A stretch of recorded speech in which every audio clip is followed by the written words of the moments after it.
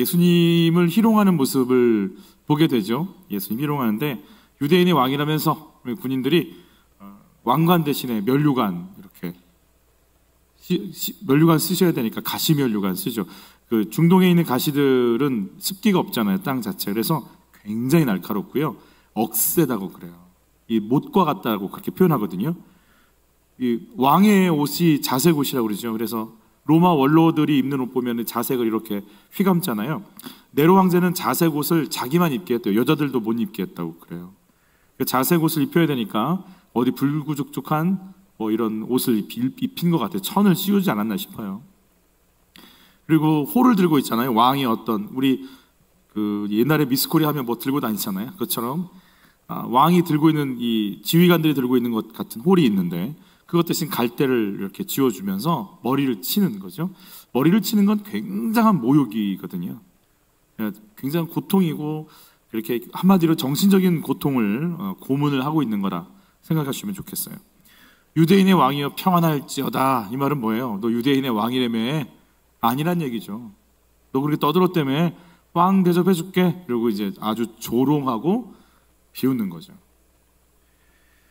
예수님의 모습이 어떤가? 예수님의 이 상황들이 어떤가? 도대체 왜 하나님이 이렇게 조롱당하셔야 되나? 그리고 인간은 뭐길래 하나님을 이렇게 조롱하나? 도대체 인간은 뭔가? 겉으로 볼 때 여러분 예수님이 만약에 지금 하늘에서 불이 내리게 하고 지진이 나게 하고 뭐 천사들이 와서 막 사람들을 막 무너뜨리고 그러면 로마 군인들이 어떻게 할 것 같아요? 그들도 엎드리죠. 근데 지금 예수님이 당하시는 거 아니겠습니까? 일방적으로 침묵하며 다 당하시거든요. 그러니까 우습게 보이는 거죠. 외적인 상황에서 사실은 모든 사람들이 예수님의 능력 압니다. 민중들 알고 있습니다. 예수님이 죽은 자 살려낸 거, 바람과 바다 잔잔케 한 거, 귀신 쫓은 거, 병자 고친 거, 오병이어로 사람들 먹인 거, 병자들 다 치료해서 새롭게 세운 거, 종교 지도자들 앞에서 그들의 그 계략 앞에 전혀 굴하지 않으시고 성경 대 성경으로 이들을 뚫고 나가시는 거 압니다. 근데 문제는 지금 그 능력을 드러내고 있지 않다라는 거예요. 그래서 십자가의 영성, 십자가의 방법대로 행하시는 모습이 정확하게 말하면 마음에 안 들어요. 막 예수 믿으면 홍해가 막 갈라지고 막 여리고 막 무너지고 막 골리앗은 나가 떨어지고 그러면 예수 믿어요. 그런데 조롱당하고 침뱉음당하고 막 침묵하고 이런 거 안 했으면 좋겠어요. 꼴 보기 싫어. 마음에 안 들어. 그래서 예수님 지금 맡고 있는 거예요. 왕이라며 해봐. 아무것도 없는 게 뭐. 이런 연약한 모습을 받아들일 수 있나? 정말 예수님이 왕이면, 정말 예수님을 메시아로 인정했으면 그 왕이 하는 명령을 내가 원해서 순종하는 거 아니잖아요. 그분이 왕이면 왕의 명령이 오면 순종하는 거죠. 내가 할 만하면 하고 안 할 만하면 안 하는 건가요? 그게 왕과 신하의 자세 아니잖아요. 내가 이해하지 않고 받아들이기 힘들어도 받아들이는 게 왕과 신하의 관계고 백성의 관계죠. 누가 왕이냐의 관계입니다. 인류 역사가 그렇거든요. 한반도에 이성계가 정권을 잡는 순간 여기는 고려에서 조선이 되는 거거든요. 이제 여성들의 지위는 억압당하는 거고 중국이라는 큰 나라 앞에 끌려가는 거죠. 일본 천황이 통치하고 일장기가 올라가는 순간 이 나라는 일제강점기로 들어가는 거예요. 이제는 우리의 경찰이 아니고 순사가 와서 모든 걸 정리하는 거 아니겠어요? 여러분, 서울시청에 인공기가 올라가는 순간 공산 통치는 시작되는 겁니다. 누가 정권을 잡느냐, 누가 통치권을 잡느냐가 거기에 모든 걸 바꾸는 거죠. 여러분, 마귀가 왕이 되는 순간 어떻게 되는 거예요? 폴포트인가요? 우리 캄보디아? 폴이에요, 폴. 바울이에요. 프랑스에 유학 갔다가 와서 이제 공산혁명이 딱 들어가는 순간 어떻게 되는 거예요? 여러분 다 잡아 죽입니다. 인구의 죄송해요. 제가 실수하더라도 이거 용서해 주세요. 제가 지금 생각이 안 나서 제가 알기로는 5분의 1인가 3분의 1인가를 죽이거든요. 어마어마한 학살이 이루어집니다. 볼펜 자국만 있어도 죽고 안경만 껴도 죽습니다. 지식인들은 다 죽이고 농민들로 인한 나라를 세우겠다는 거 아니에요? 이름이 폴이 들어가도 안 되는 거예요. 그의 사상 속에 다른 게 들어있으면 그게 우리를 끌고 가는 거예요. 우리 마음에 뭐가 들어있느냐가 우리를 끌고 가는 겁니다. 우리 이름이 예찬이 이렇게 아무리 그래도 예슬이 해도 내 안에 있는 영적 상태가 나 끌고 가는 겁니다.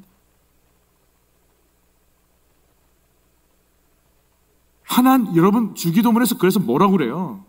나라가 임하시오며. 무슨 소리예요? 하나님 나라가 뭐 하자는 얘기예요? 나라가 임한다는 건 뭐예요? 이 땅이 하나님 나라가 아니란 얘기죠. 우리가 간절히 기도하는 게 이 땅이 한국이 되기를 간절히 기도하지 않죠. 한국이니까. 이 땅이 대한민국이 아니니까 이 땅을 빨리 찾게 해달라고 독립운동하는 거 아니에요. 하나님 나라가 임하게 해달라고 기도하라. 이 말이 뭐예요? 이 땅이 하나님 나라가 아니란 얘기죠. 기뻐하라 이 말이 뭐예요? 기쁘다는 거예요? 안 기쁘다는 얘기예요? 안 기쁘니까 기뻐하라는 거죠. 감사하라. 감사하니까 하는 말이에요? 안 하니까 하는 말이죠. 감사가 너에게 들어가도록. 하나님 나라가 임하게 해달라는 거 아니에요? 누가 통치권을 잡겠냐라는 통치권의 전쟁 아니겠습니까? 마귀가 하나님의 통치 받지 마. 네 생각대로 움직여라고 얘기해 주는 거예요. 하와한테.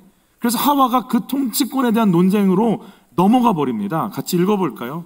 너희가 그것을 먹는 날에는 너희 눈이 밝아져 하나님과 같이 되어 선악을 알 줄 하나님이 알아. 그래서 못 따먹게 한 거니까 따먹는 순간 선과 악이 쫙 갈라지고 지혜가 임하고 막 분별력이 생기고 문화, 문명, 도덕, 윤리, 체육, 예능 모든 걸 발전시켜. 그럼 너는 왕처럼 살아. 왜 그걸 몰라 바보야. 빨리 눈 열어. 눈 떠. 그리고 따먹어. 지혜롭지. 슬기롭게 할 만큼 뭔가 있어 보이지? 따먹으면 된다니까. 그게 열릴까봐 못 따먹게 했다니까. 바보야 바보 너는. 그래서 따먹어버린 거예요. 그래서 내가 하나님처럼 되고 싶은 거예요. 하나님과 같이 되고 싶은 거예요. 이제 하나님 통치가 아니고 내가 통치권 잡고 싶은 거예요. 그게 우리 소원이에요. 물어볼게요. 하나님의 통치를 받고 싶으세요? 내 뜻대로 이루어지고 싶으세요? 하나님이 가라 하면 가고 멈추라면 멈추고 기도하라면 기도하고 용서하라면 용서하기를 원하세요?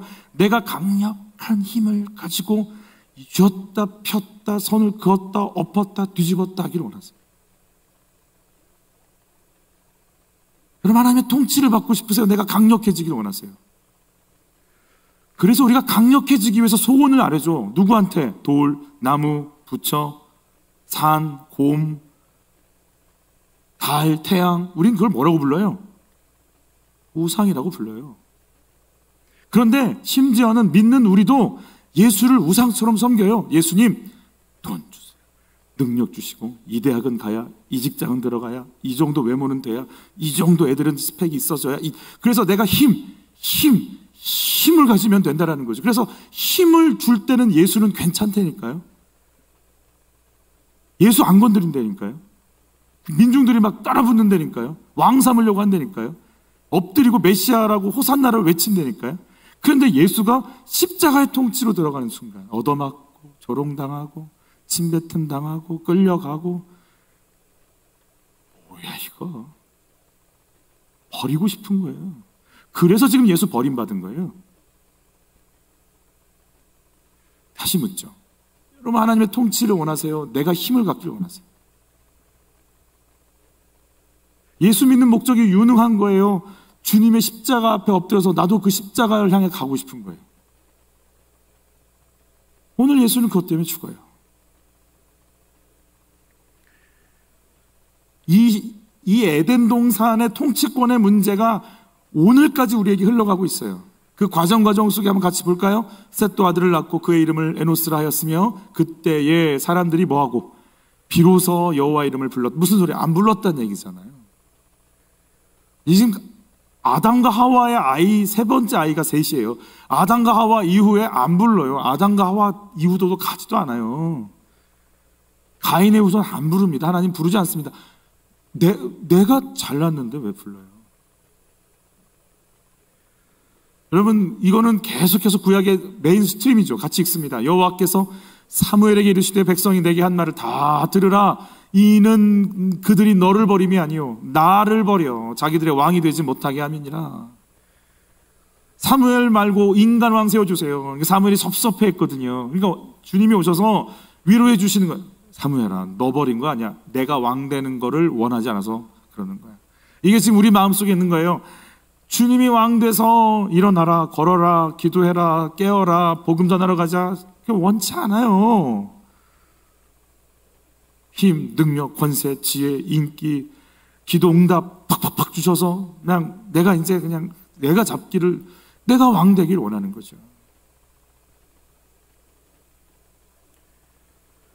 예수님 오셨을 때는 어땠을까요? 같이 읽어보죠. 그가 세상에 계셨으며 세상이 그로 말미암아 지은 바 되었을 때 세상이 그를 알지 못하였고 자기 땅에 오매 자기 백성이 영접하지 아니하였으나.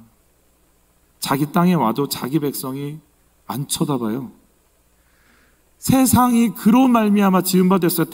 태양, 달, 우주, 별, 나무, 산, 바다, 광물, 들짐승, 산짐승, 모든 만물이 그분의 말씀에 있으라 하심에 그대로 되니라로 이 땅에 쫙 펼쳐졌어요. 거기서 숨쉬고 먹고 마시고 자고 보호받아요. 그런데 그분을 인정을 안 해요. 이유는 한 가지예요. 마음에 안 들어. 멋있어야지 무슨 십자가야. 험나게 살아야지 무슨 십자가냐고. 제 아들 녀석 선배가 1년 선배가 키가 한 180대고 정말 잘생겼더라고요. 사진으로 봤는데 운동도 잘하고요. 그러니까 애가 이렇게 벌써 고등학생인데 벌써 애가 막 무슨 모델같이 그렇게 생겼어요. 공부도 잘하고 인성도 좋고 허리에 이상이 생겨서 지금 하반신 마비예요. 요만한 바이러스가 들어가 있대요. 여러분, 내가 숨 쉬는 거, 심장 뛰는 거 주의 은혜예요. 내가 오늘 주님이 머리 쪽에 신경 하나만 살짝 눌러도 우린 다 마비돼요. 내가 지금 아직도 살아서 움직인다는 게 머리에서 발끝까지 주의 은혜예요. 제 막내 아들 학교 친구가 그랬대요. 그날 이런 기도하고 여행을 갔대요. 오늘 우리 가족 안전하게 해주세요. 근데 차 사고가 났어요. 졸음운전한 그 승합 이렇게 트럭이 와서. 근데 그 속에서 가족들이 다 보호받았어요. 근데요, 그 아이가 그런데요. 왜 내 기도 안 들어주셨네. 우리 같으면 안 다치고 살았으니까 은혜다 그러는데 얘는 그것도 사고도 안 났어야 된대. 그래서 그걸 계기로 온 마음과 한 뜻 한 마음이 돼서 지금 교회를 온 가족이 안 나와요. 마음에 안 들어. 하나님 마음에 안 들어. 그게 우리예요. 누가 왕이에요? 그도 내 말 들어야 돼. 그도 내 뜻대로 가야 돼.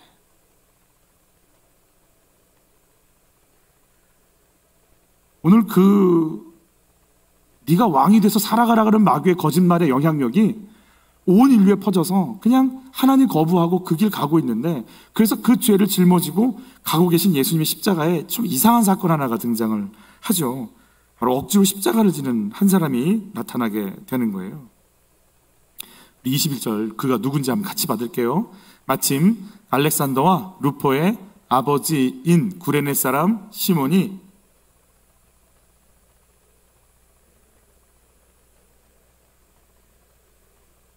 억지로 갔어요. 십자가 안 거 아니에요. 예수 안 거 아니에요. 그냥 가서 걸린 거예요. 걸린 거죠. 여러분, 만약에 예수님의 십자가를 짊어질 수 있는 사람이라면 누가 가장 적합할 것 같으세요? 어? 베드로, 요한, 야고보. 근데 그들은 이미 도망갔잖아요. 없잖아요. 그럼 억지로 갑자기 한 사람이 걸렸는데, 이 사람은 이게 의미가 뭔지, 예수님의 십자가를 지지하거나 그런 사람들은 이미 다 도망갔죠. 왜냐하면 걸리면 죽으니까. 정치범이잖아요. 정치범이기 때문에 같은 사상을 갖고 있어. 그러면 같은 죄를 물어서 재판에 넘길 수 있으니까 다 도망가야 되는 거예요. 지금 예수님 옆에 있는 사람들은 아무 의미 없는 여자분들이나 정치적인 힘이 없는 여자분들이나 아니면 조롱하기 위해 있는 사람들 뿐이죠. 예수님이 십자가에 가까이 남자가 갔다면 지지자는 아닌 거예요. 그래서 걸려가지고 지금 끌려가고 있는데 로마 군인이 야 너 넘어지니까, 여러분 예수님이 채찍질 당하시잖아요. 지금 희롱당한 다음에 십자가 가기 전에 채찍질 당하시거든요. 지금 마가복음에는 정확히 표현 안 돼 있지만 예수님이 맞으신 채찍은 로마 군인들이 쓰는 채찍이 몇 가지가 있어요. 막 렉이 여러 개가 있기도 하고 가죽 채찍이 있기도 하는데 그 예수님 그걸로 맞으셨다라고 저희가 보는데 그 안에는 동물 뼈 조각이나 납덩어리가 들어있어요. 그래서 한번 치면 휘감아서요, 살에 박혀서 뜯어낼 때 살점을 뜯고 나오게 돼 있어요. 여러분 이게 40에 하나 가만 매를 그렇게 맞았어요. 대부분 맞으면 기절해요. 정신을 잃어버려요. 그게 제대로 되겠냐고요. 그 온몸이 어떻게 되겠어요? 여러분 얼굴은 다 뜯겨 나갈 거고요. 부드러우니까 살이, 등자국은 다 패여 있을 거고요. 뼈가 보일 거고요. 다 골절되어 있을 겁니다. 자, 피가 나올까요? 안 나올까요? 응? 피 범벅이죠. 자, 그 상태에서 지금 뭘 입히죠? 자색옷을 입히잖아요. 여러분 피 범벅된 데다가 천을 대면 어떤 일이 벌어질 것 같으세요? 달라붙습니다. 여러분 그 상태에서 십자가 갈 때 그 다음 그 자색옷 어떻게 하는 줄 아세요? 벗겨내. 그러면 어떤 일이 벌어질 것 같으세요? 피부가 같이 뜯겨나갑니다. 이게 어떤 효과가 있냐면 화상당한 효과가 있답니다. 그 쓰아린 피부로 십자가로 올라가는 거예요. 그냥 정말 온몸이 피범벅인 거예요. 십자가가 뭐 100kg, 200kg 나가는 거 아니에요. 십자가가 약 60에서 40 몇 킬로 나간다고 제가 알고 있어요. 그러니까 성인 어른은 들고 갈 무게인데 예수님은 그 나무가 어깨를 누를 때 어떻게 했어요? 그 피부에 그게 닿을 때 온몸은요 몸부림치는 거예요. 쓰아려서 견딜 수가 없는 거예요. 그 살을 파고 나무가 누르니까요 견딜 수가 없어서 예수님이 가시질 못하는 거예요. 그렇게 멀지 않아요. 가시면 골고다 가는 그 길 되게 좀 시시하다고 그래요. 어떤 면에서 너무 짧아서. 길긴 하지만. 그러나 예수님은 거기도 못 가는 거예요. 그 십자가도 못 드는 거예요. 몸이 그럴 몸이 아니잖아요. 밤새도록 기도해서 땀방울이 핏방울이 됐어요. 밤새도록 끌려가서 취조당했어요. 그리고 끌려가서 빌라도 앞에 섰어요. 그리고 다시 헤롯에게 보냈어요. 다시 빌라도에게 왔어요. 다시 군중들 앞에 섰어요. 이제는 희롱을 당했어요. 그리고 채찍을 당했어요. 온몸이요 서 있을 수도 없는 거예요. 근데 그런 몸으로 가니 다른 죄수들은 가지만 예수님은 몇 발자국 가면 뒹굴고 몇 발자국 가면 십자가 얹고 뒹굴고를 시작하니 로마 군인들이 답답한 거예요. 그래서 로마의 법상 그게 가능하대요. 네가 와서 대신 들어. 옆에 있는 사람 아무나 붙잡고 공권력을 발휘하는 거죠. 그래서 걸린 게 구레네 시몬인 거죠. 구레네 시몬, 이게 무슨 의미인지 잘 모르죠. 구레네라고 하는 지역은 북아프리카, 지금의 리비아예요. 트리폴리라고 하는 리비아의 수도가 바로 구레네라는 지역이에요. 그 지역에서 여러분은 보시면 이렇게 봐야겠다. 여기에서 이 사람들이 예루살렘까지 가는 거리가 육로로는 2,000km, 해로로 1,000km 정도. 그러니까 일반 사람들이 걸어서 오는 이 길은요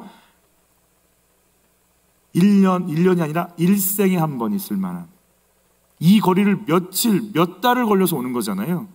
그러면 거기에 대한 비용, 거기에 대한 어떤 모든 거, 그리고 일을 하지 못하는 거 다 감수해서 몇 년을 아마 평생 돈을 모아야 가능한, 디아스포라라고 하는 흩어져 있는 유대인들이 하나님의 명령을 받고 너희는 내 앞에 성전에 나와서 예배를 드려 라고 하는 그 명령을 지키려고 이 사람들이 목숨을 걸고 정말 인생을 걸고 성지순례하러 가는 거거든요. 예배 드리러 가는 거거든요. 얼마나 기대를 하고 갔겠어요. 일평생 꿈이에요. 10년, 20년 적금 드린 게 아니고 한 30년 적금. 이 사람들은 평균 수명이 40세, 50세인데 한 평생 있을 동 말동한 일이잖아요. 그래서 리비아, 이 구레네에서부터 예루살렘까지 지금 온 건데, 꿈에 그리던 예루살렘에 왔는데 이게 웬일이에요? 유대인이니까 안다고요. 나무에 달린 자마다 저주에 들어갔다는 거 안단 말이에요. 그래서 일부러 유대인들이 예수님을 나무에 달게 하려고 하는 거잖아요. 그리고 로마 사람들은 십자가라는 것은 가장 더러운 형벌이거든요. 그러니까 로마 사람들은 십자가형 안 하잖아요. 그래서 바울이 십자가형 안 당해요. 참수형 당하지. 로마 사람들은 그거 하지 말자. 우리 같은 사람들이 그런 더러운 거 가면 안 된다 해서 안 하는, 가장 더러운 게 십자가인데, 가장 고귀한 일을 하려고 왔는데 어떻게 걸려도 이렇게 걸릴까? 구레네 시몬은요, 기가 막힌 거예요. 아, 내가 평생 돈 모은 거 가지고 예배드리러 왔는데 어떻게 여기서 십자가를 내가 짊어지냐? 와, 이럴 수는 없다. 이런 마음이 있는 거죠.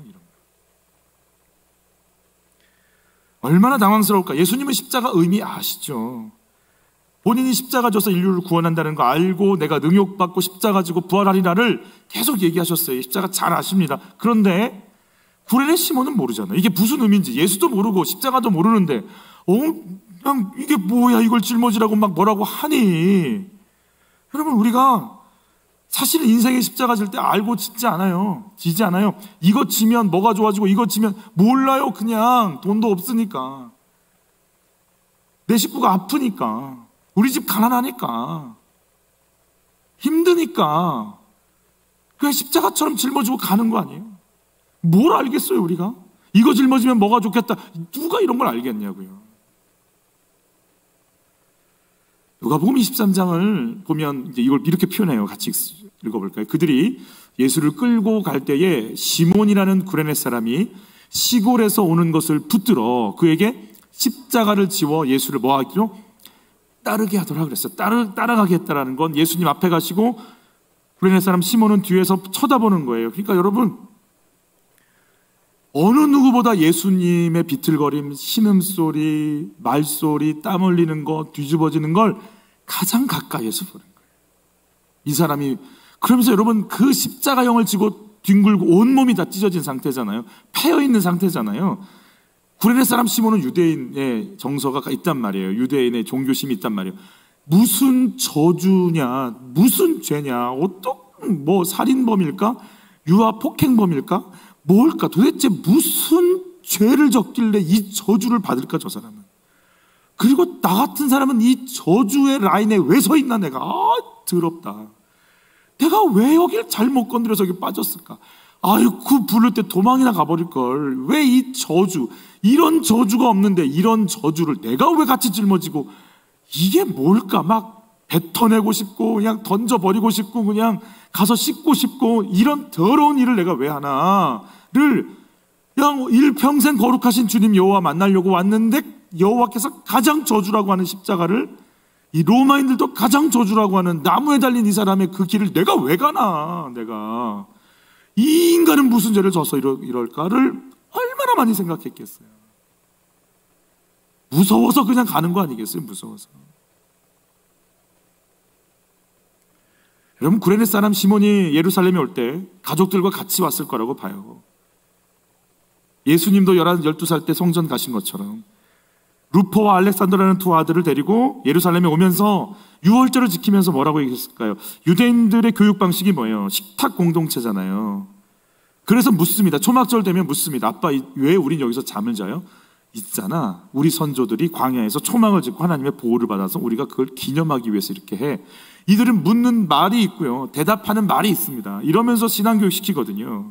유월절을 지키러 갈 때 구레네 시몬이 우리 아이들한테 무슨 얘기했을까요? 얘들아, 잘 들어. 출애굽이라는 그 하나님의 구원이 있었어. 우리가 애굽에서 구원받을 때 하나님은 우리를 위해서 어린 양을 잡으라고 그랬어.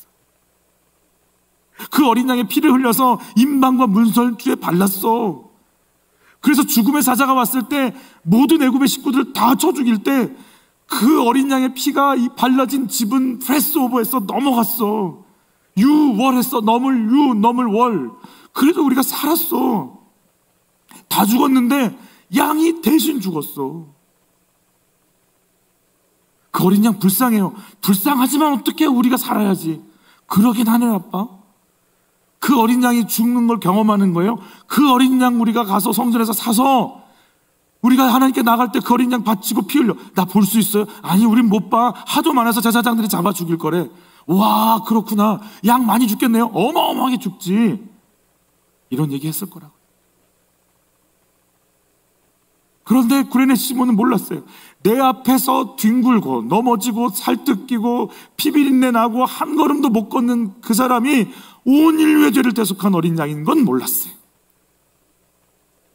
그냥 저준 거라고만 생각했어요. 참 우리 삶에 그러고 나서 예수님의 십자가 앞에 갔을 때 누굴 만났을까요? 이런 상상해봐요. 거기 앞에 누가 있어요? 막달라 마리아, 어머니 마리아, 요한이 있잖아요. 아마 그들 만났을 거예요. 한참 울고 있는데 가만히 쳐다보는데 뭔가 다른 거예요. 다른 죄수들은 욕지거리를 하고 저주를 하고 몸부림을 치는데 예수님은 뭔가 할 수 없는 평안함이 있어요. 그 얘기를 하는 거예요. 이들을 용서해달라고 빌고 하나님을 향해 아버지라고 말하고. 그리고 누가 와서 그렇게 얘기했을지도 모르겠어요. 우리 마리아가 뒤돌아서서, 요한이 뒤돌아서서 얘기했을지도 모르겠어요. 우리 선생님 십자가 져줘서 고마워요. 예. 근데 이게 뭔 일이에요? 저 사람 누구예요? 예수님 모르세요? 몰라요. 그들에 의해서 예수님에 대해서 소개받았을 수도 있을지 모르겠어요. 그리고 3일 뒤 이상한 소문이 들려요. 그가 살아났대. 옆에서 여인숙에 묻고 있는데 옆에서 사람들이 밥을 먹는데, 술을 한잔 먹는데 웅성웅성대. 아니야, 훔친 거래. 봤대. 일어난 그 부활하는 거 봤대. 내 사촌이 봤다고. 그 어떻게 믿어? 걔 거짓말 안 해. 들썩들썩하는 거야. 부활한 사람 봤. 그 얘기를 믿는데, 그 얘기를 듣는데 뭔가 알 수 없는 울림이 있었을지도 몰라요. 그리고 정말 예수님이 기다리라고 한 마가의 다락방에서 기다리다가 성령님의 임재를 경험했을 수도 있어요. 그럴 확률이 높아요. 왜냐하면 그가 사도 바울의 사역에 동참했다는 기록들이 등장하거든요. 얼마나 사도 바울의 사역에 동참을 했는지. 그의 집은 북아프리카에 있는 리비아인데 그가 사역하는 곳, 바울이 사역한 곳은 터키 지방이잖아요, 지금의. 그러니 아프리카를 지나고 중동을 지나고 유럽까지 올라가야 가능한 것이에요. 그러면 복음을 위해서 전 삶을 다 뜯어다가 그쪽에다 심어버린 거예요. 내 인생 거기 걸었다는 얘기예요. 그럼 얼마나 복음에 대해서 이 사람이 정확하게 깨달아지고 결단을 했으면 삶의 근거지를 뽑아서 어떻게 대륙을 3개나 넘어서 갈 수 있냐고요.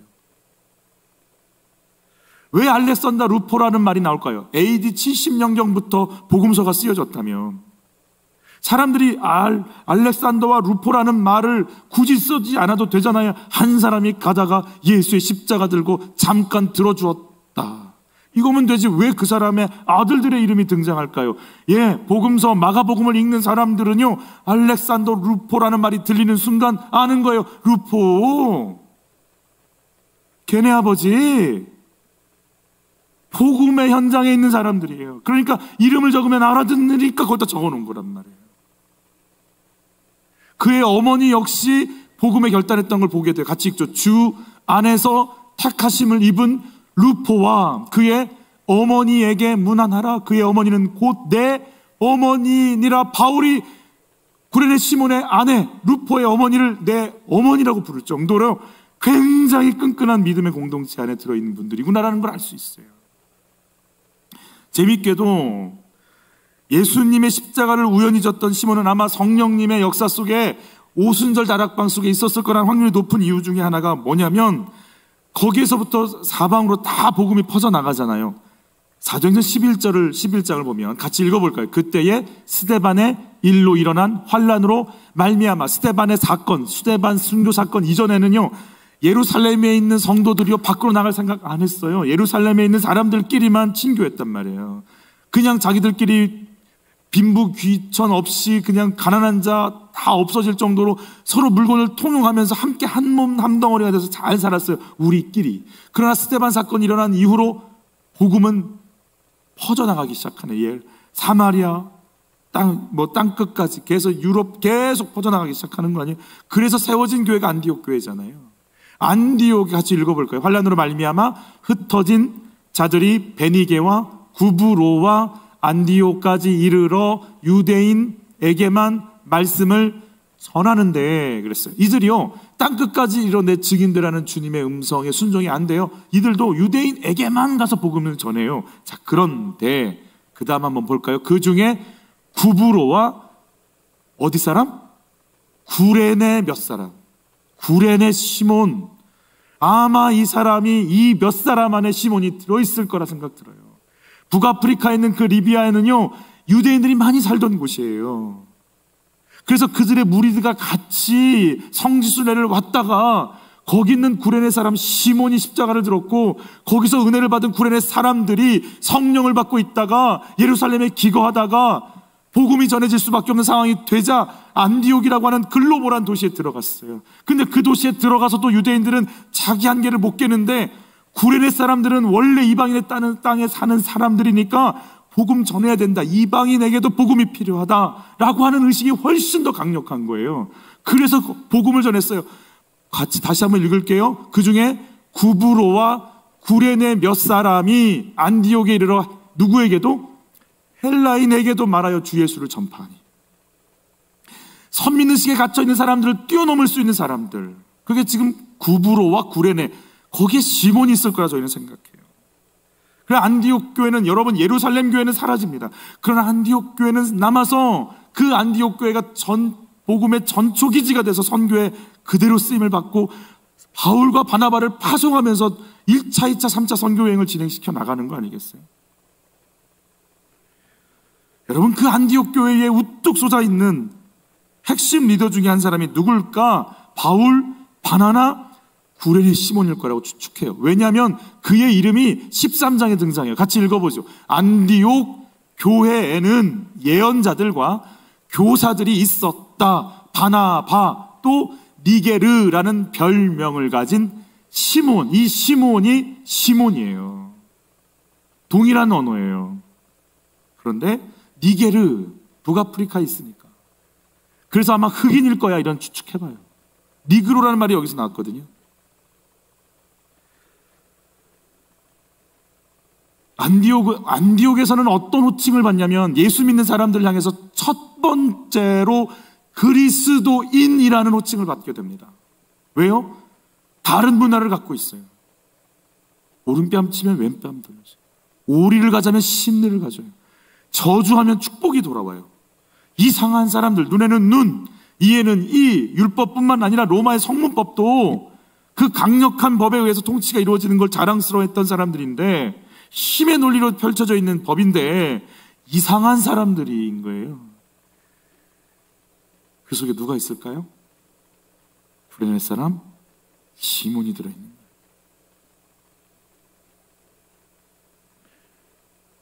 우리는 꼭 한 가지 기억하고 싶은 건, 구레네 사람 시몬 앞에 저주, 더럽다, 더러운, 어떤 죄를 저질렀기에 저렇게 버림받고 더러운 삶을 마감을 할까라고 온갖 멸시를 구레네 사람 시몬도 던졌을 그 예수.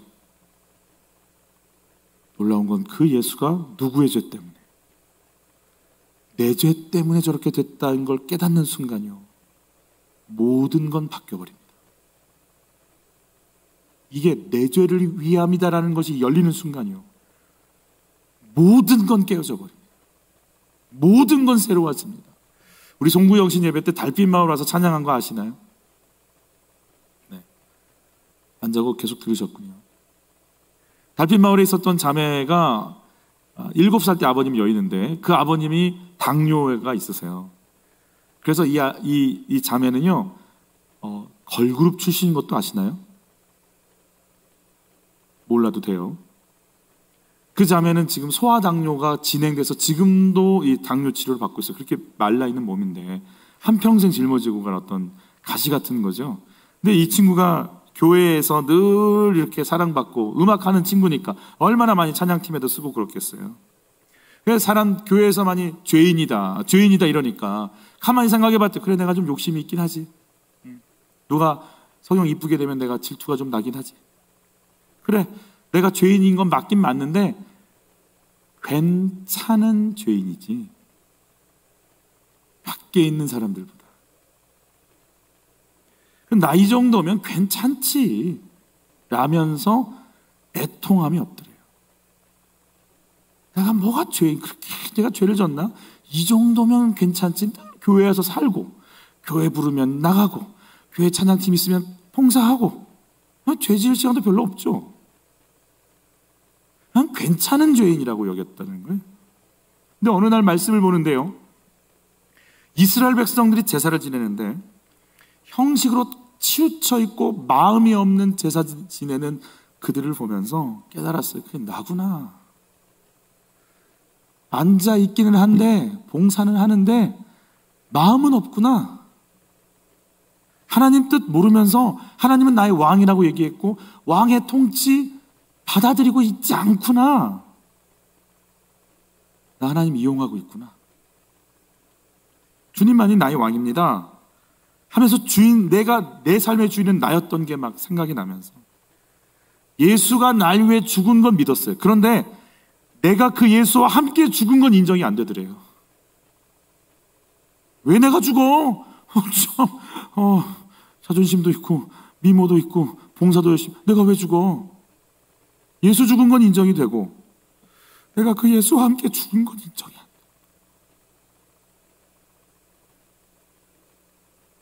그런데 이런 그에게 은혜를 주기 시작하는데 머리가 아니고 마음으로 내가 하나님의 자녀구나, 용서를 받은 존재구나, 이게요 마음으로 깨달아지기 시작하더래요.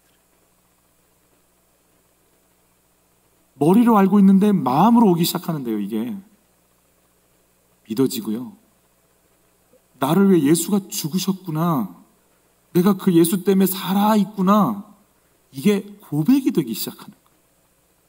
남편도 마찬가지였대요. 모태신앙이어서 은혜가 뭔지 감사가 뭔지 단어는 알고 있는데 감사한 적 없고 은혜스럽게 내가 여긴 적이 없었다고 그래요. 그런데 말씀을 통해서 이 죄인들이 나구나를 깨닫기 시작하면서 이게 성령님이 역사하시면서 이게 깨달아지기 시작하면서 하나님 나 안 버리는구나, 내가 하나님 자녀된 권세를 갖고 있구나. 여러분, 내가 하나님 자녀된 권세를 예수님의 은혜로 받아들이지 않으니까 이들이 무슨 일을 하냐면 조금 잘못하면 하나님 버리실 것 같고 조금 잘하면 그래서 다행인 것 같고 허구한 날 그 삶, 조금 못하면 뭐라고 심판하실 것 같고 조금 잘하면 괜찮아, 계속 이 불안감 속에 사는, 종처럼 사는 삶, 자녀다운 삶을 누리지 못하는 삶.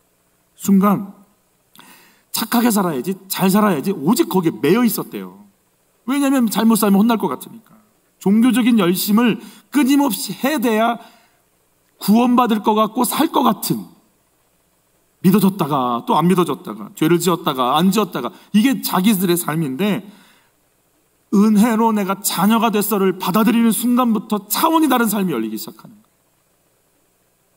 죄를 짓고 안 짓고를 떠나서 하나님 내가 자녀구나, 내가 하나님 앞에 서야 되겠구나, 하나님의 인도를 받아야 되겠다라는 이게 정리가 되기 시작하는 거예요. 여러분, 예수님의 십자가 알죠? 근데 이게 받아들여지세요? 이게 막 날 위해 죽은 예수님의 십자가가 나한테 오세요. 내가 나의 죄 때문에 예수님의 등이 다 갈라지고 예수님의 얼굴이 다 고랑이 나고 예수님의 온몸이 벗겨진 거, 그게 내 죄 때문인 게 인정이 되세요? 그래서 그것 때문에 내가 살고 내가 당당하게 하나님께 나갈 수 있고 그 찢어진 몸을 통해 하나님께 가는 길이 열렸다는 게 받아들여지세요? 내가 언제든지 잠을 자다가 애들이랑 친구들이랑 야 한잔하자, 저 여자 죽이는데, 이러다가 주님 불러도 응답하는 분인 걸 믿으세요? 그렇게 안 하면 막 죽을 것 같은 게 아니라 내가 예수의 은혜로 구원받았구나,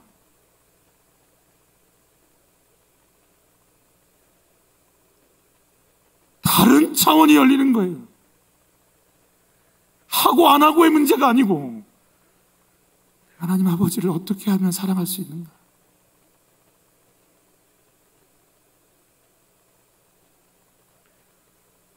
아직도 이해가 안 가는 구절, 아직도 이해가 안 가요. 목사지만 로마서 8장에 절 따라서 해보실까요?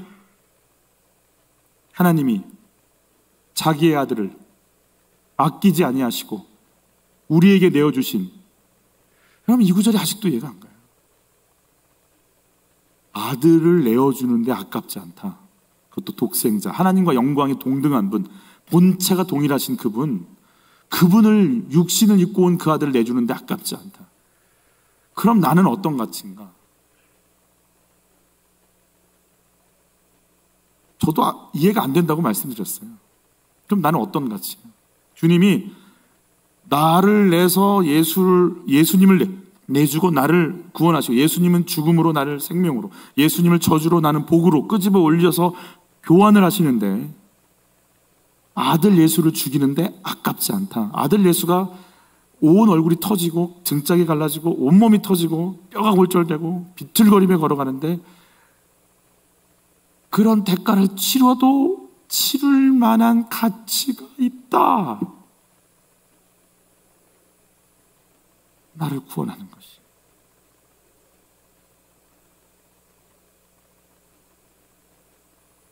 측량이 안 되고 받아들일 수가 없고,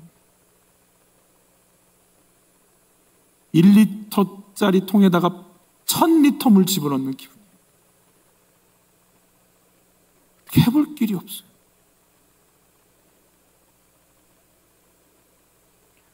구레네 시몬은 이게 웬 저주냐? 아이고, 내가 몇 시간만 늦게 올 걸.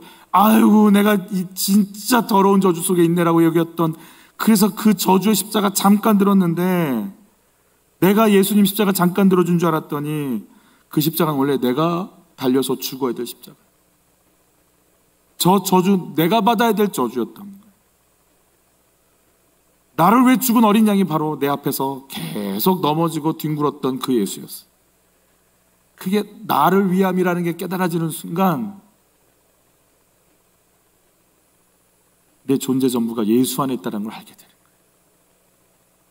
예수로 살고 예수로 죽는 인생이 나구나, 이게 받아들여지기 시작합니다. 지금도 그 예수는 날 위해 그 십자가 지고 온 힘을 다해서 걸어가신다. 여러분이 예수가 보이시기를 바라는 거예요. 참 읽어볼까요? 그는 실로 우리의 질고를 지고 우리의 슬픔을 당하였거늘 우리는 생각하기를 그는 징벌을 받아 하나님께 맞으며 고난을 당한다. 얼마나 죄를 졌으면 저럴까를 막 얼마나 많은 사람들이 저주를 했어. 아이고, 저렇게 살 바야, 아이고 그냥 죽지, 죽는 게 낫겠다. 이러면 얼마나 저주를 퍼부었을까요? 그가 찔림은 우리의 허물 때문이요, 그가 상함은 우리의 죄악 때문이라. 그가 징계를 받음으로 우리는 평화를 누리고 그가 채찍에 맞음으로 우리는 나음을 받았다. 여러분, 이 말이 여러분 속에 능력이 돼서 나타나기를 바라고, 이 말을 선포하는 순간 여러분의 속에 있는 죄책감, 죄의식, 우울감, 육체의 연약함이 치료받기를 바라는 거예요. 문제는 이게 예수 이야기가 아니고 내 얘기가 될 때, 우리 나를 놓고 다시 읽어볼 거예요. 내 이름을 놓고 같이 읽죠. 그는 실로 김한규의 질고를 지고 김한규의 슬픔을 당하였거늘 김한규는 생각하기를 그는 징벌을 받아 하나님께 맞으며 고난을 당한다 하였노라. 그가 찔림은 김한규의 허물 때문이요, 그가 상함은 김한규의 죄악 때문이라. 그가 징계를 받음으로 김한규는 평화를 누리고 그가 채찍에 맞음으로 김한규는 나음을 받았도다. 김한규는 다 양 같아서 그릇 행하여 각기 제 길로 갔거늘 여호와께서는 김한규의 죄악을 그에게 담당시키셨도다. 여러분, 죄를 어떻게 이기냐고요? 그 죄를 놓고 죽으신 예수가 내 앞에 계신 걸 보면 거룩의 영이 임하기 시작합니다. 죄 구역질 나기 시작합니다. 더러움 토해버리고 싶습니다. 그 거룩을 향해 주님이 나를 이끄셨다는 걸 깨닫는 순간 어디에도 내 몸과 마음과 영혼을 더러움에 내어놓고 싶지가 않습니다. 나를 이렇게 가치 있게 보시는 주님의 가치를, 기대를 아는 순간 내 영혼은 주님을 향해 열립니다. 여러분, 억지로 십자가 진 이 사건 속에 예수를 만나는 은혜가 있기를 바랍니다. 이 당황스러운 십자가 사실 시몬에게만 특별히 주어진 거 아니죠. 같이 읽습니다. 예수께서 제자들에게 이르시되 누구든지 나를 따라오려거든 자기를 부인하고 자기 십자가를 지고 나를 따를 것이니라. 우리 모두가 사실 십자가 지고 따라가는 거예요. 예수님은 자신을 따르는 자들을 향해서 그들이 져야 할 십자가를 이렇게 알려주시죠. 같이 읽죠. 예수께서 돌이켜 그들을 향하여 이르시되 예루살렘의 딸들아 나를 위하여 울지 말고 너희와 너희 자녀를 위해 울라. 예수님이 날 위해서 죽으시고 부활하신 그 고난의 현장을 내가 경험했는데 나는 왜 이렇게 이기적이지? 나는 왜 이렇게 교만하지? 나는 아직도 하나님의 통치를 왜 이렇게 인정하지 않지? 나는 왜 이렇게 내 뜻대로만 하려고 하지? 하고 자기를 보고 울기 시작하는 거예요. 나는 왜 이 모양이지? 그리고 그 예수님의 통치를 거부하고 우습게 여기고 조롱하는 내 형제, 내 아이들, 내 친구들, 내 부모님을 놓고 울기 시작하는 거예요. 내가 너희를 왜 울었지? 이제 너희가 너희를 놓고 울어야 하고 너희의 친지들을 놓고 울어야 돼. 김관성 목사님이라는 분이 계세요. 침례교회에서 정말 이렇게 사역 너무 잘하시고 새로운 패러다임을 열어가시는 침례교 목사님이세요. 가정생활을 보면 1년 중 300일을 아빠가 노름을 한대요. 저녁 7시부터 새벽까지. 집안은 늘 담배 연기고요. 엄마하고 자기는 어디서 자냐면 책상 밑에 들어가서 잔대요. 근데 그건 괜찮대요. 아빠가 돈을 따면 괜찮대요. 돈을 잃으면 그날 맞는 날이래요. 누나들이 있는데 지금은 그 단어를 여러분들 모르실 거예요. 초등학교 졸업도 안 했는데 식모살이를 해요. 지금은 그런 거 없죠. 여러분 잘 모르시는데 하여튼 식모라고 있어요. 가서 청소해주고 밥해주고 이런 거.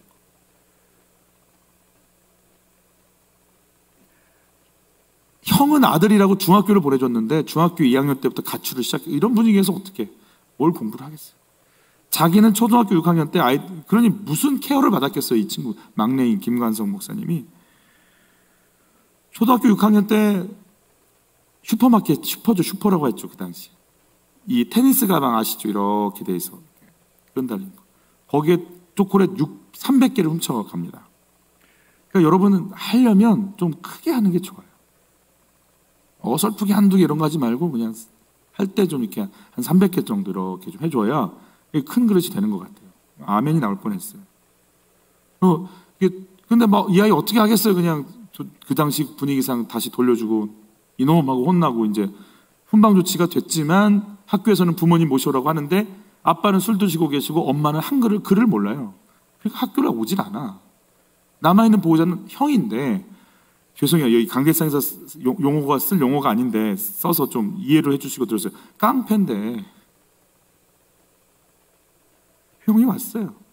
그리고 잘 보살펴 달라고 알았다고 데리고 갔어요. 형이 집에 데려가서 그랬대요. 옷 벗어. 형 무서우니까 물을 찌클더니 전깃줄로 때리더래. 막 실컷 때리고 딱 한마디 하더래요. 너 내일부터 교회 가. 형 친구들이 그랬대요. 야, 관성이 이렇게 놔두면 깡패 된다. 자기들도 깡패인데. 동병상련이니까. 얘 깡패밖에 안 된다. 얘 착해지려면 어디 보내자. 교회 가야 된다. 너 내일부터 교회 가. 그러더니 교회에 대해서 형들이 좀 연구를 했더래요. 하는 말이 너 교회 가. 헌금은 내가 줄게. 본인들도 안 나가요. 그래서 그분이 뭐라고 하냐면 자기는 안 믿는 사람한테 전도받아서 목사가 된 유일한 케이스다. 이렇게 얘기합니다. 정말 교회를 억지로 갔죠. 형, 안 가면 형한테 맞으니까. 갔어, 안 갔어. 정말 억지로 교회를 간 거예요, 억지로. 그럼 어떻게 하겠어요? 여러분, 그렇게 언펑션 패밀리, 엮이는 가정에서 큰 아이들의 특징이 뭐냐면 머리가 좋다는 거예요. 눈치를 잘 봐요. 가니까 새 가족이라고 막 환영해 주더래요. 환영해줘서 너무 좋았대. 너무 좋았는데 조금 가니까 애가 벌써 옷에서 담배 냄새 나고 불량스럽고 소문 안 좋고 딱 오더래요. 필히 얘 안 나왔으면 좋겠다. 이런 아이가 우리 청소년부 들어가면 어떨 것 같아요? 사랑이 넘쳐요. 부모님도 안 다녀. 형도 깡패야. 얘는 와서 담배 냄새 펄펄 풍겨. 사랑이 넘쳐요? 알았으면 좋겠다. 딱 그 분위기들에 이 촉이 발달하니까 눈치 보면서 사는 아이니까. 근데 고1 때 이정현 선생님이라는 분을 만났어요. 그분이 자기를 보면서 그러더래요. 관성아, 선생님이 사람 볼 줄 아는데 너 보니까 이 보통 놈이 아니다. 너 크게 될 놈이야. 그 얘기를 듣는 순간 이 김관성 목사님이 그랬대요. 이 아줌마 대단한데 이런 식으로 현혹시켜서 교회 나오게 만드는 거지. 이 머리가 돌아가니까 친절과 따뜻한 말은요, 나를 이용해 먹는 걸로 알았던 거지. 3년 동안 2년 동안 이제 계속 이 선생님이 만날 때마다 너는 크게 될 놈이야. 너는 크게 될 놈이야. 누나들은 식모살이하고 집에도 못 오고 초등학교밖에 못 나왔고 초등학교도 못 나왔고 형은 깡패고 아빠는 술 마시고 노름하고 엄마는 한글도 모르고 쫓겨다니고 맞고 다니는데 뭐가 크게 돼요? 뭘 비빌 언덕이 있어야 크게 되지. 웃었대요. 이 여자 지금 대충 몇 마디 말로 교회 나오게 하려고 이렇게 얘기하고 있지. 만날 때마다 넌 크게 될 거야. 크게 될 거야. 크게 될 거야.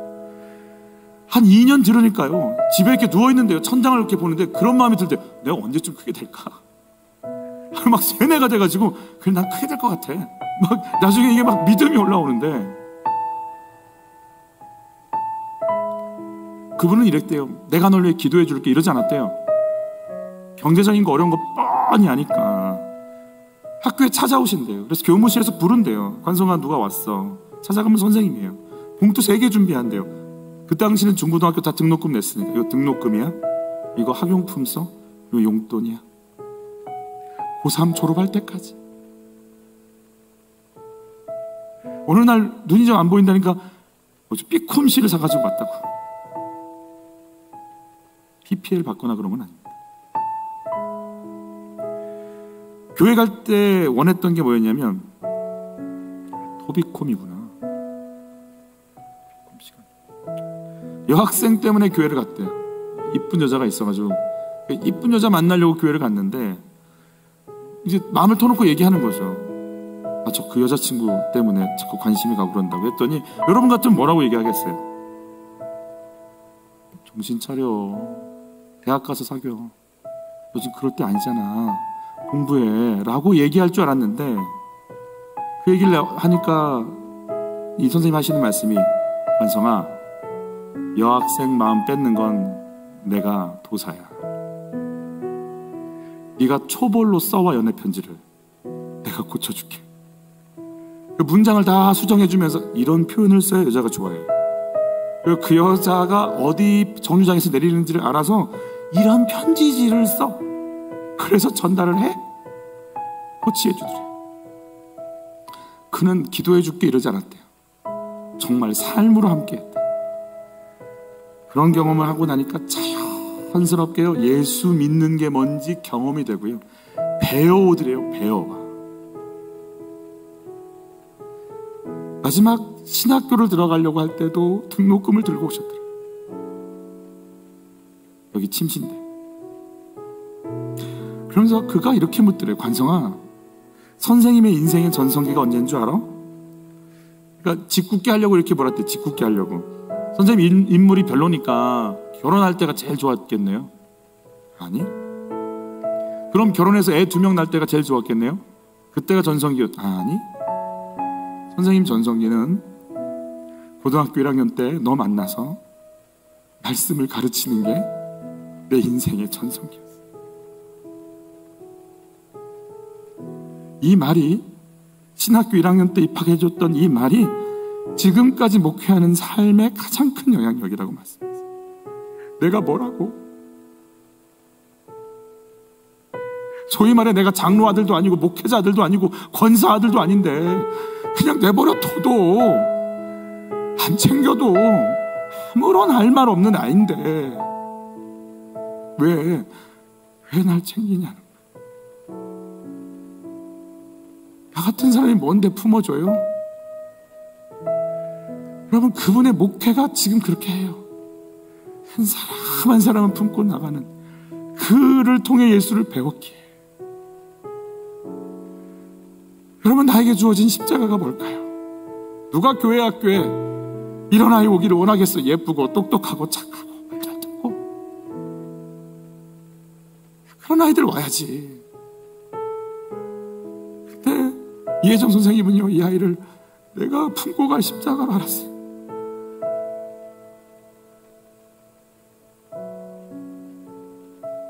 내 십자가. 그리고 그는 그 한 사람의 목회자를 키워낸 거예요. 그리고 그 목회자 한 명이 수천 명을 또 이렇게 섬기고 있는 거예요. 내가 그 한 사람을 품는 순간이요, 그냥 예수님의 십자가, 내게 주신 저주, 이런 저주라고 여겼던 그 십자가 내 어깨에 짊어지고 잔 몇 분 걸어간 거 외에 그의 가족이 영원토록 하나님께 쓰임을 받는 영광을 누리고 있는 거예요. 그리스도인이라는 호칭을 받을 수 있도록, 안디옥에서 이방 선교가 진행될 수 있도록 길을 열어버리는 거 아니에요? 모르죠. 도대체 내 십자가 이게 뭔지 모르죠. 이 일이 왜 왔는지, 왜 이런 아이가 내 동생인지, 왜 우리 엄마 아빠가 이러는지 모르죠. 왜 내 육체는 이렇게 아픈지 모르죠. 우리 집이 왜 이렇게 힘든지 모르죠. 어떡하겠어요? 안 들고 가면 안 되니까 가는데 억지로 진 이 십자가 모를까요? 하나님이 실수하신 건가요? 아니요, 정확하게 주시는 겁니다. 시몬아, 네 인생에 이 십자가를 짊어질 기회가 온 거야. 내게 주어진 사람들, 내게 주어진 사건들, 오 주여, 잘 짊어지게 하여 주옵소서. 이 걸음 잘 가고 하늘나라에서 불에는 시몬과 예수님이 만났을 때 뭐라고 얘기했을까? 시몬아 고마워, 시몬아 고마워. 그때 네가 짊어져서 내가 골고다까지 갈 수 있었어. 힘들었지. 그리고 그 십자가의 은혜로 네가 그렇게 쓰임받는 자리에 있어줘서 고마워, 수고했어. 왜 우리가 이 땅에 있을까요? 그분의 십자가 들고 가려고. 내게 주신 십자가 들고 부활의 영광까지 가는 그 길목 열라고. 예수님 골고다까지 가셔야 인류 구원이 열리니까. 그 예수가 우리 가정 속에 들어올 때까지 누군가는 짊어지고 비틀거리는 예수와 함께 이 십자가 들고 가야 되니까. 주여, 이 십자가 잘 지게 하옵소서. 이해도 안 가고 이게 웬 저주냐 싶은 이 사건, 이 사람이 이게 나의 영광이요. 그러네 시몬이 이게 예수님의 십자가인 걸 알고 얼마나 행복했을까요? 내가 예수님의 십자가를 들었다. 주의 성령께서 이 십자가 들고 갈 수 있는 힘을 우리에게 주시기를 축복하는 거예요. 감당할 은혜를 부어주시기를 예수 이름으로 축복합니다.